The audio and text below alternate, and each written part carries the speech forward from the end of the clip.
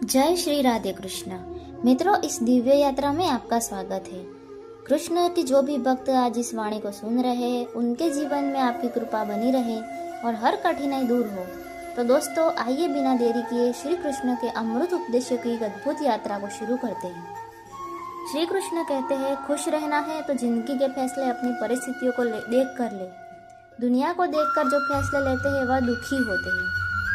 कोई कुछ भी कहे, बस अपने आप को शांत रखो, क्योंकि सूरज की किरणें कितनी भी तेज क्यों ना हो, समुद्र को सुखा नहीं सकती। एक पंछी ने शिकायत की कि हे ईश्वर, बड़ी मुश्किल से मैंने घोंसला बनाया था, आपने तूफान भेज दिया और मेरा घर उजड़ गया।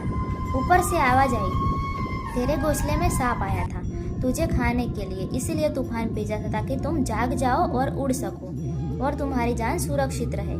हमारी जिंदगी में कितनी मुसीबतें आती है, हमें पता भी नहीं होता कि हमारा परमात्मा हमें किस तरह परेशानी से बचाता है। अगर तुम्हें लगता है कि परमात्मा तुम्हें कष्ट के पास ले आए हैं, तो भरोसा रखिए, वह तुम्हें कष्ट के पार भी ले जाएंगे। मन की पीड़ा का कोई अंत नहीं है, इसीलिए दूसरों को कोसने से कोई लाभ नहीं है। इसका सबसे सरल उपाय है कि अपने मन को ईश्वर को समर्पित कर दो।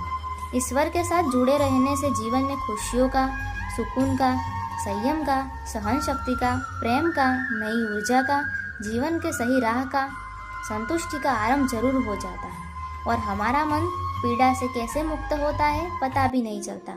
अगर प्रभु तुमसे ज़्यादा इंतजार करवा रहे हैं तो तैयार रहना, वह उसमें कहीं ज़्यादा देने वाले हैं जितना तुमने मांगा है। जिस तरह लोग मुर्दे इंसान को कंधा देना पुण्य समझते हैं, काश इस तरह जिंदा इंसान को सहारा देना पुण्य समझने लगते तो जिंदगी आसान हो जाती। मत सोच इतना कि जिंदगी के बारे में कि जिंदगी जिसने दी है उसने भी तो कुछ सोचा होगा ना।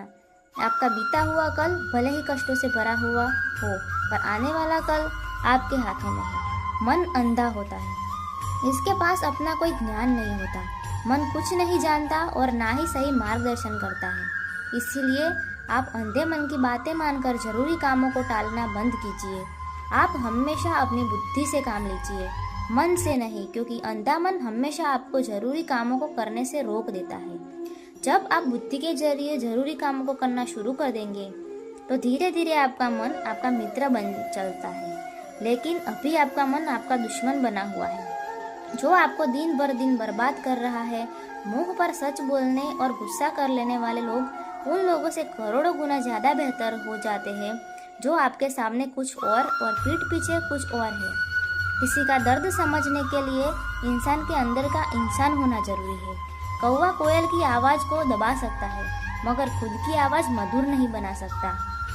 उसी तरह निंदा करने वाला व्यक्ति सज्जन को बदनाम कर सकता है, मगर खुद सज्जन नहीं बन सकता। अगर अकेलापन है तो उसे एक वरदान समझो, क्योंकि परमात्मा ने तुम्हें खुद में सुधार लाने का थोड़ा अधिक समय दे दिया है।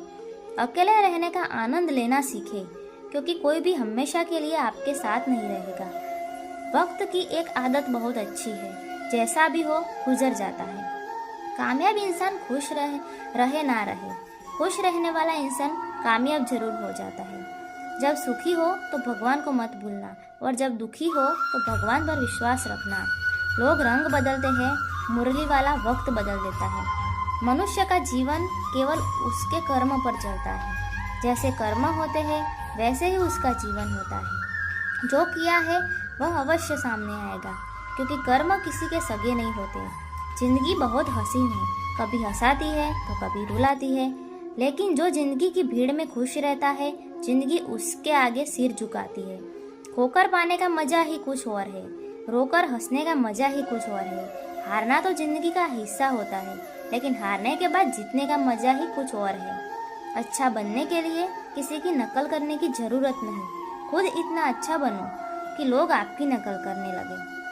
जिंदगी एक बार मिलती है, गलत है, बल्कि मौत सिर्फ एक बार मिलती है। जिंदगी तो हर रोज मिलती है। जिस दिन आप अपनी हंसी के मालिक खुद बन जाओगे, आपको कोई भी नहीं रुला सकता। अगर आप कोई आपसे कुछ मांगे तो दे दिया करो, क्योंकि भगवान ने आपको देने वालों में रखा है, मांगने वालों में नहीं। याद रखना, अच्छे वक्त को देखने के लिए बुरे वक्त को भी झेलना पड़ता है।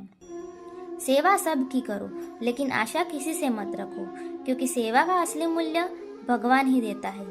हमेशा अपनी नज़र उस चीज़ पर रखो जिसे तुम पाना चाहते हो, उस पर नहीं जिसे तुम खो चुके हो। अन्न और जल से बढ़कर कोई दान नहीं और माता पिता से बढ़कर कोई देवता नहीं।